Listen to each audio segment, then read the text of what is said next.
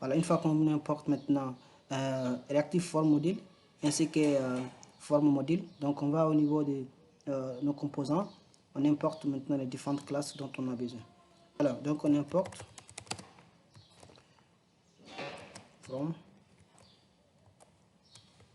Angular Form. Donc, qu'est-ce qu'on va importer? On va importer Form Module, Form Group, on importe Form Group ainsi que Form Builder.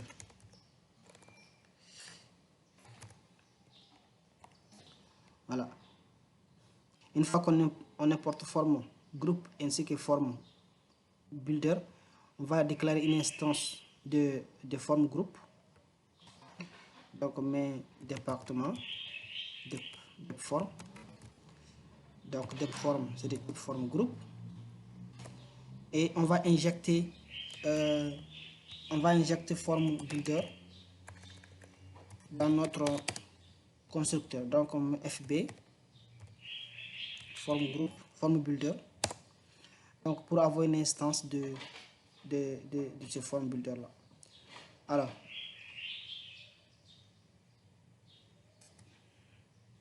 voilà. Donc une fois qu'on fait ça, on va initialiser voilà notre form group.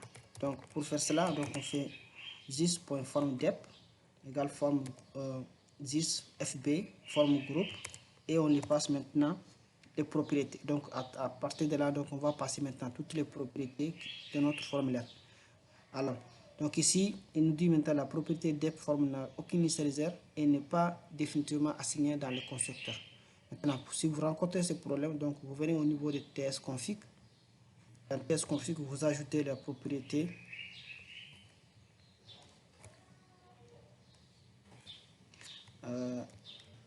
voilà, vous ajoutez la propriété strict property initializer, vous mettez ça à false. Donc comme vous le voyez, donc ça va faire initialiser maintenant notre form group. Voilà, une fois qu'on fait ça, donc on a besoin maintenant de manipuler maintenant de façon simple les propriétés. Donc on met get, j'appelle ça f, c'est une fonction qui va nous retourner le contrôle, qui va nous retourner un contrôleur. Contrôle, voilà, controls. Alors cette fonction, à travers là, on va maintenant pouvoir valider maintenant nos propriétés, ou bien accéder directement les propriétés dans le formulaire HTML, au niveau d'HTML. Alors, quelles les propriétés qu'on a besoin? Donc, les propriétés dans notre formulaire ici, c'est input. Donc ici, on va mettre form control name. Donc c'est le nom qu'on va donner au niveau de notre propriété. Donc on va l'appeler département name.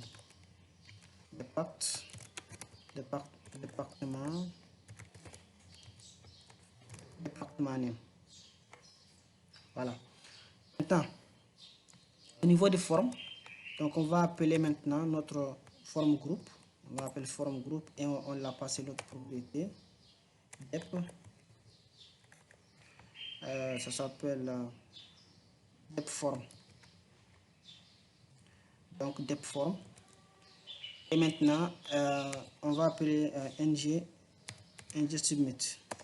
Donc on met submit. Donc cette méthode, c'est la méthode qui va permettre d'envoyer maintenant les données. Là, elle n'est pas encore définie. On va aller au niveau des composants. Donc on met submit.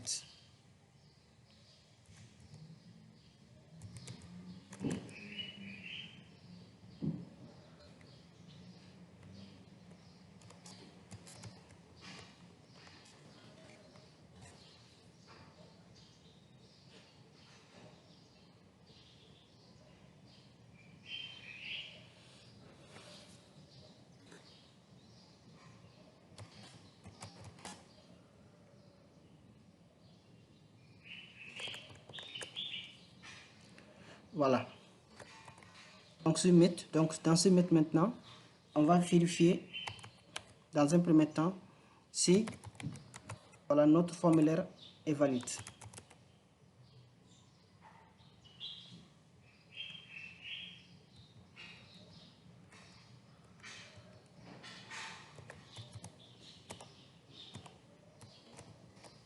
Si c'est valide, on retourne, on arrête. Si c'est invalide, c'est-à-dire si le formulaire est invalide, on ne fait rien, sinon on continue.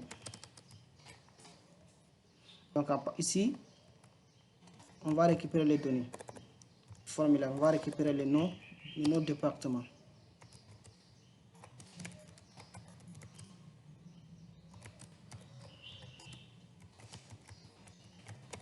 Voilà.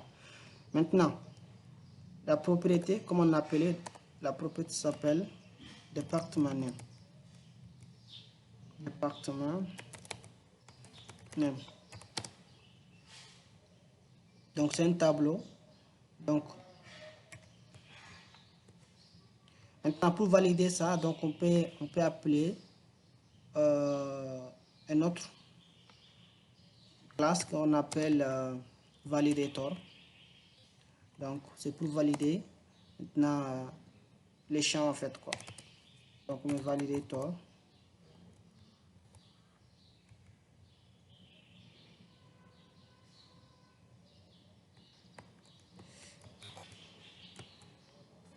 Voilà.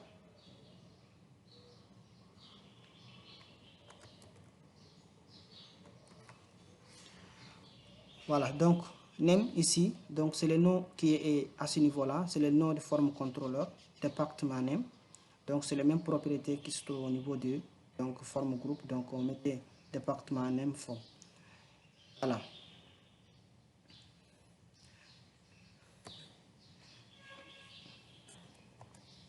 Maintenant pour voir les données, donc on met console log, et on fait this dep form values. Donc là ça va nous montrer directement les données qu'on va saisir et envoyer au niveau de formulaire. Donc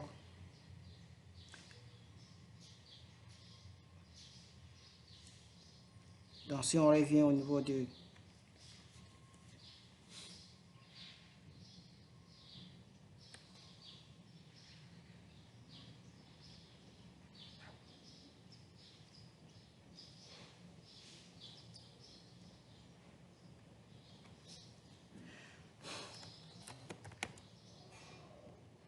voilà, comme vous le voyez.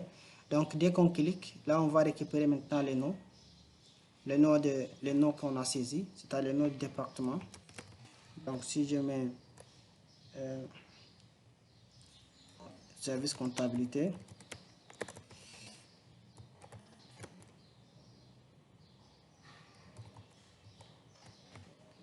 donc on va avoir, donc on récupère bien donc le notre objet avec voilà, service comptabilité. Voilà, donc on va qu'on récupère nos données qu'on est en train d'envoyer. Alors donc c'est ça ici, c'est ça à ce niveau là. Donc une fois qu'on fait ça, on va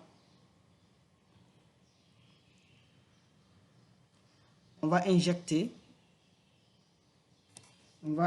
notre classe qui va se connecter au niveau de la base de données private département service dept service.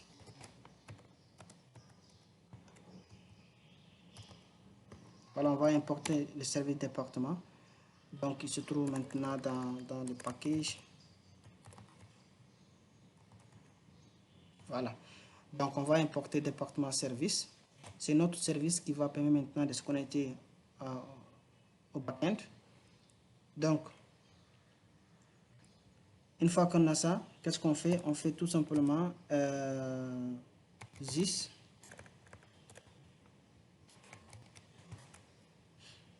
dev service, on met poste département. Dans poste département, on lui passe maintenant nos données. Donc ici, nos données ici, c'est quoi? Donc on peut lui passer directement this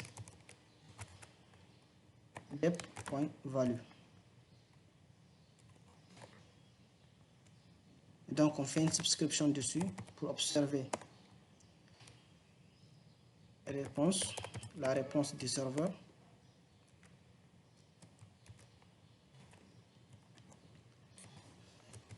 S'il y a des erreurs, donc on observe l'erreur sur les consoles. Donc comment erreur.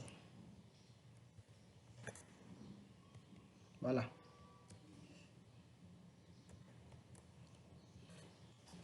Donc on va vérifier la console si tout va bien. Donc on met OK. Voilà.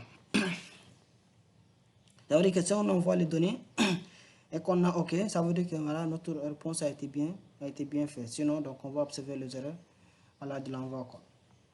Alors, donc si on essaie, on met département service comptable, truc de comptabilité.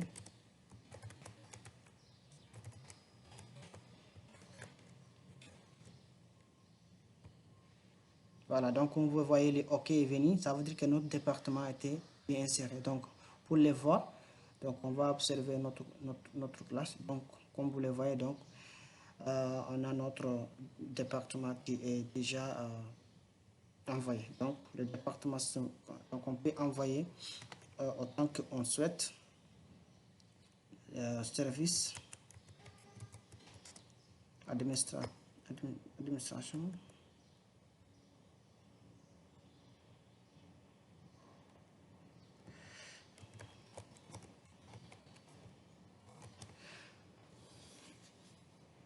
OK.